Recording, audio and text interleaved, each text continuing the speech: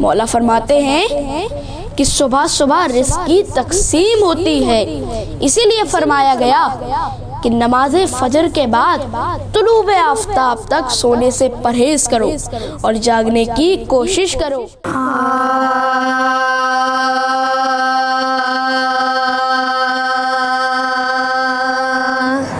عباس کے جو نہر پا بازو قلم ہوئے، عباس کے جو نہر پا بازو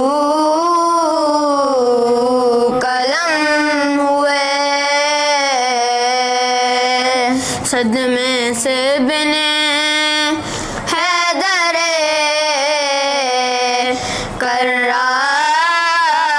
کرار خم ہوئے، سبت رسول مورد رنجو علم ہوئے، آواز حسین کو مجروح ہم ہوئے، ہوں میں تڑپ تڑپ کے یہ غم خوار رہ نہ جائے، یہ فکر ہے کہ حسرت دیدار رہ نہ جائے، سنتے ہی اس صدا کے شکستہ ہوئی کمر، تڑپے اٹھے گرے نہ سنبھالا گیا جگر، کانپے جو پاؤں تھام لیا بازوئے پسر، چلاتے تھے کہو علی اکبر چلیں کدھر، خورشید کیوں چھپا ہے یہ کیا واردات ہے، کچھ سوجھتا نہیں ہمیں، دن ہے کہ رات ہے، غربت میں لٹ گیا میرا گھر، جواں پہ سر، سیدھی نہ ہوگی اب یہ کمر، جواں پہ سر، تازہ ہے آج داغ پدر، جواں پہ سر، کاٹا گیا چھری سے جگر، جواں پہ سر، عباس کیا جہاں سے گئے میں گزر گیا، بھائی ہوا شہید حسین آج مر گیا، مورخ کے منہ پر کہنے لگے شاہ اشک سال عباس تم کو نظم بھی ہے میرا خیال اے میرے غمگسار کو اپنے دل کا حال صفدر نے مسکرا کے کہا شکر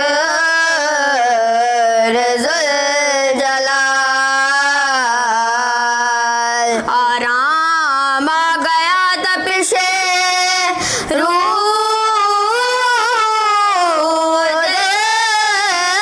گئی آپ آئے کیا کہ دولت کون مل گئی یہ کہہ کے ہائے شاہ کی جانے بڑا اثر کہاں پہ لہو بھری ہوئی آنکھوں کو کھول کر ٹپ کے مسا سے خون کے قطرے ادھر ادھر سیاہ سے حسین پاک کی آخری نظر من کا جری کا ڈھل گیا بھائی کی گود میں بھائی کا دم نکل گیا بھائی کی گود میں من کا جری کا ڈھل گیا بھائی کی گود میں بھائی کا دم نکل گیا بھائی کی گود میں عباس کے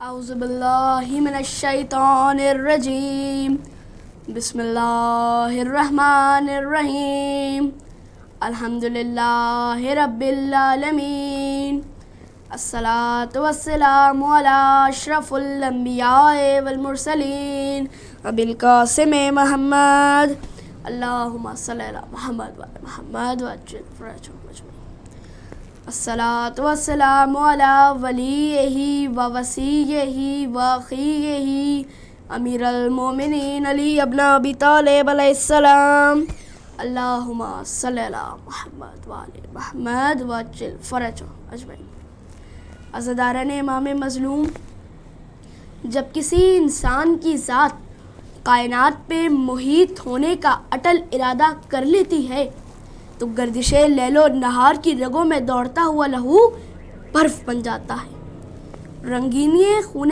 شہیداں سے گلزار شہادت تشکیل پاتا ہے۔ نفس حیات تھم گئی جب حسین اپنے 71 اسماعیل لیے رزم گاہے حق و باطل کی جانب چلے۔ تو آج کی یہ مجلس میں ہدیہ کرتا ہوں ان اصحاب باوفا کو کہ جن کے لیے مولا حسین نے فرمایا کہ ایسے اصحاب نہ میرے نانا کو ملے، نہ میرے بابا کو ملے، اور نہ ہی میرے بھائی حسن کو ملے، کہ جو اصحاب کچھ تھے کہ جو آپ کے ساتھ چلے، کچھ ایسے تھے کہ جو راستے میں ملے، کچھ ایسے تھے کہ جو آپ کی سیرت و کردار سے متاثر ہو کر خوش ہوئے اور آپ کی فوج میں شامل ہو گئے، اور کچھ ایسے تھے کہ جنہیں مولا نے خط لکھ کے بلایا، کچھ ایسے تھے کہ جو رسول کے صحابی تھے اور تب سے انتظار میں تھے کہ کب کربلا کا میدان سجے، کہ جن میں سے ایک انس ابن کاہلی کہ جو رسول خدا کے صحابی تھے. رسول خدا اپنی محفلوں میں، اپنی بزم میں خطبے سناتے تھے اور ساتھ ہی ساتھ کربلا کا بھی بتاتے تھے کہ کربلا کا میدان سجے گا اور میرا نواسہ حسین اس میں شہید ہوگا. تو اس وقت سب پہ واجب ہے، جو اس وقت میرا صحابی موجود ہو اور آپ سب میں جو موجود ہو، ان سب پہ واجب ہے کہ اس وقت ان کی نصرت کو جائیں.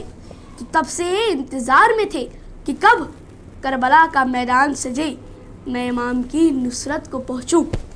جب پتہ چلا کہ مولا حسین مدینے سے کربلا کی جانب روانہ ہو چکے ہیں تو آپ بھی فوراً آپ نے اپنا ساتھ و سامان باندھا اور فوراً مولا کے کاروان میں شامل ہونے کے لیے مدینے سے چل پڑے. آپ اتنے ضعیف تھے کہ آپ کی جو پشت تھی وہ کمان کی طرح ٹیڑھی ہو چکی تھی. کمان سب نے دیکھا ہوگا، ویسے ہی ٹیڑھی ہو چکی تھی. تو آپ نے اپنی قبا اتاری اور اپنی قبا اپنی کمر پہ باندھ لی تاکہ آپ کی کمر سیدھی رہ سکے اور آپ کی کمر جھکے نہ. آپ اتنے ضعیف تھے کہ آپ کی جو بھویں تھی وہ نیچے آ چکی تھی، آپ کی آنکھوں پہ آتی تھی. تو آپ نے فوراً اپنا رومال نکالا، اپنی آنکھوں کے اوپر جو بھویں ہوتی ہیں ان پہ باندھا تاکہ وہ آپ کی آنکھوں کی رکاوٹ نہ بنے اور آپ آرام سے جنگ کر سکیں. اور آپ اتنے ضعیف تھے کہ آپ پہ جہاد ساقط ہو چکا تھا. آپ مولا کے پاس جاتے، اجازت مانگتے، لیکن مولا اجازت نہ دیتے تھے کہ نہیں، آپ بہت ضعیف ہیں. آپ نے بار بار ضد کی تو مولا نے آپ کو اجازت دے دی. آپ میدان میں پہنچے اور اس عالم ضعیفی میں بھی آپ نے 14 شامیوں کو قتل کیا. بہت بڑی بات ہے کہ اس عالم ضعیفی میں بھی ایک ضعیف آدمی نے، ایک بوڑھے نے 14 شامیوں کو قتل کیا. تو کیوں نہ ہم اس پہ لعنت بھیجیں کہ جس نے ایسے صحابی کو قتل کیا کہ جو پہلے رسول کے صحابی تھے اور انتظار میں تھے کہ کب وہ مولا پہ اپنی جان قربان کرے. اب کچھ وہ تھے کہ جو آپ کی سیرت و کردار کو دیکھ کر متاثر ہوئے، جن میں سے ایک تھے وہاب قلبی. آپ نصرانی تھے، عیسائی مذہب سے تعلق رکھتے تھے. آپ کی نئی شادی ہوئی تھی. آپ ایک جگہ سے اپنی زوجہ اور والدہ کے ساتھ گزر رہے تھے تو آپ نے مولا حسین کا کارواں دیکھا. آپ دیکھ کے متاثر ہوئے، آپ ان کی فوج کا حصہ بن گئے. اور جب آپ کا سر تن سے جدا کیا گیا اور عمر سعد نے آپ کی والدہ کی طرف پھینکا تو آپ کی والدہ نے اس سر کو اٹھایا، آپ کے سر کے بوسے لیے اور اس کو ایک کہتے ہوئے پھینکا کہ ہم جو حسین پہ صدقہ کر دیں اسے واپس نہیں لیتے. اب کچھ ایسے تھے کہ جنہیں خط لکھ کے بلایا گیا، جن میں زہیر ابن کینہ بجلی بھی تھے. زہیر ابن کینہ بجلی عثمانی عقیدہ تھے. جنگ جمل میں آپ نے قسم کھائی تھی کہ کسی بھی ایسی جنگ میں شامل حال نہ ہوں گے کہ جس میں دونوں جانب مسلمان ہوں گے، آگے بھی اور اس جانب بھی، آگے پیچھے دونوں طرف. اب منظر کچھ یوں تھا کہ مولا حسین کا کارواں آگے تھا، جناب زہیر بجلی کا کارواں پیچھے تھا. اب مولا حسین ٹھہرتے تو آپ آگے بڑھ جاتے، مولا حسین بڑھتے تو آپ ٹھہر جاتے. ایک مقام پہ آپ دونوں کے کارواں ایک ساتھ مل گئے تو مولا حسین نے مولا عباس کو قاصد بنا کے بھیجا کہ عباس جائیے اور زہیر کو بلائیے. تو زہیر کین نے معذرت کر لی کہ آپ میرا گھوڑا لے جائیے، میں نہیں آ سکتا، میرا گھوڑا آپ انہیں ہدیہ کر دیجیے گا. مولا حسین مسکرائے، فرمانے لگے کہ ہمیں گھوڑے کی ضرورت نہیں ہے بلکہ اس کے اوپر بیٹھنے والے کی ضرورت ہے، ہمیں زہیر چاہیے ہے. اب کتنے خوش نصیب ہے زہیر کہ مولا حسین ان کے خیمے میں خود آئے اور انہوں نے آپ کو بلایا. آئے، کہا جاتا ہے کہ مولا حسین آپ کو صحرا کی جانب لے کر چلے. آپ کو انہوں نے کچھ دکھایا جس سے وہ اتنا متاثر ہوئے کہ گئے تھے تو کچھ اور انداز تھا، آئے تو کچھ اور انداز تھا. بعض روایتوں میں لکھا جاتا ہے کہ مولا حسین نے آپ کو جنت میں آپ کا مقام دکھایا تھا. آپ واپس لوٹے تو اپنی زوجہ سے کہنے لگے کہ میں تمہیں طلاق دیتا ہوں کیونکہ میں اب شہید ہوں گا، میں مولا کی فوج میں ہوں.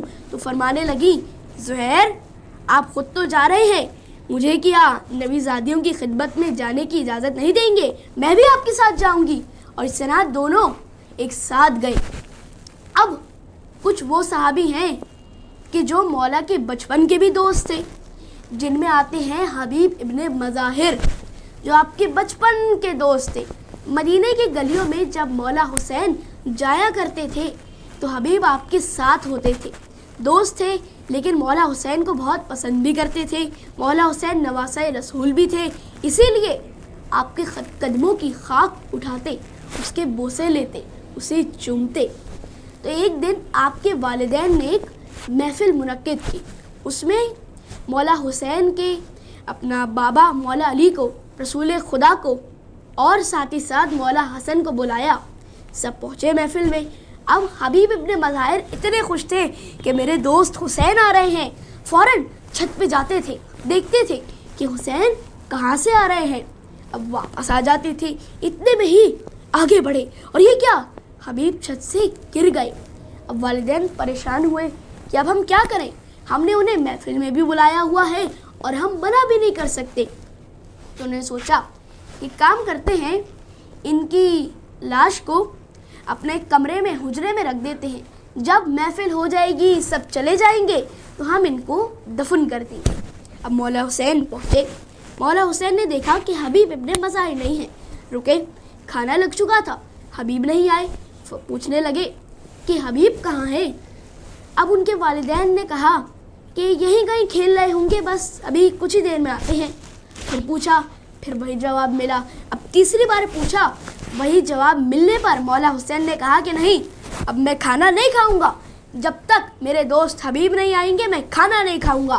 اور جانتے تھے کہ اگر حبیب نہیں آئیں گے تو اب حسین کھانا نہیں کھائیں گے، حسین نہیں کھائیں گے تو علی نہیں کھائیں گے، اور علی نہیں کھائیں گے تو رسول خدا نہیں کھائیں گے۔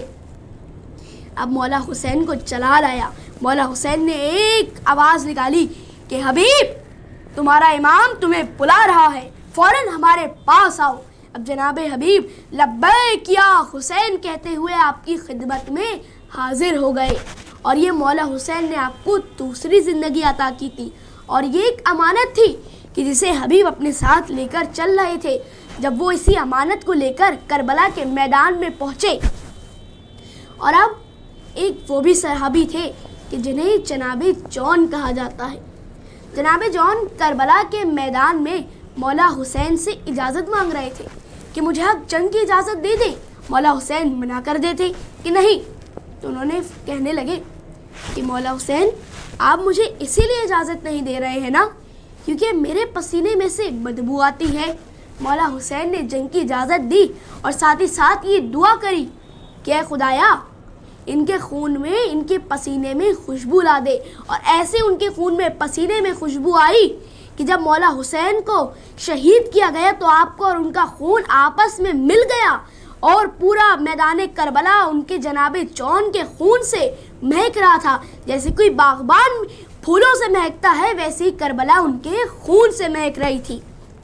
اور ساتھ ہی ساتھ ہمیں دعا کرتے ہیں آج اس مجلس میں کہ بہت جلد ہمارے زمانے کے امام کا ظہور ہو اور ہم فوراً ان کی بھی نصرت کریں اور ان کی فوج میں شامل ہو جائیں۔ مولا آپ کو کوئی غم نہ دے سوائے غم حسین کے۔ آ جاؤ چاند میرے، تیری پیاس میں بجھاؤں، اصغر میں تیری ماں ہوں۔ آ جاؤ چاند میرے، تیری پیاس میں بجھاؤں، اصغر میں تیری ماں ہوں۔ میرے لاڈلے کہاں ہو، سینے تمہیں لگاؤں، اصغر میں تیری ماں ہوں۔ آ جاؤ چاند میرے، تیری پیاس میں بجھاؤں، اصغر میں تیری ماں ہوں۔ بیٹا تمہارا قاتل میرے سامنے کھڑا ہے، جانے کیوں ہنس رہا ہے، چادر بھی لٹ چکی ہے، منہ کس طرح چھپاؤں، اصغر میں تیری ماں ہوں۔ آ جاؤ چاند میرے، تیری پیاس میں بجھاؤں، اصغر میں تیری ماں ہوں، تیرے جھولے کو سکینہ رو رو کے چومتی ہے، تجھے گھر میں ڈھونڈتی ہے، تیری موت کی خبر میں کیسے اسے سناؤں، اصغر میں تیری ماں ہوں، آ جاؤ چاند میرے، تیری پیاس میں بجھاؤں، اصغر میں تیری ماں ہوں، نیزے سے گر رہا ہے ننھا سا سر تمہارا، دل روتا ہے ہمارا، میرے ہاتھ تو بندھے ہیں، سر کس طرح اٹھاؤں، اصغر میں تیری ماں ہوں، آ جاؤ چاند میرے، تیری پیاس میں بجھاؤں، اصغر میں تیری ماں ہوں، جھولے کے ساتھ بیٹا میرے ہاتھ جل گئے ہیں، ظالم بھی ہنس رہے ہیں، تیری آخری نشانی کس طرح سے بچاؤں، اصغر میں تیری ماں ہوں، آ جاؤ چاند میرے، تیری پیاس میں بجھاؤں، اصغر میں تیری ماں ہوں۔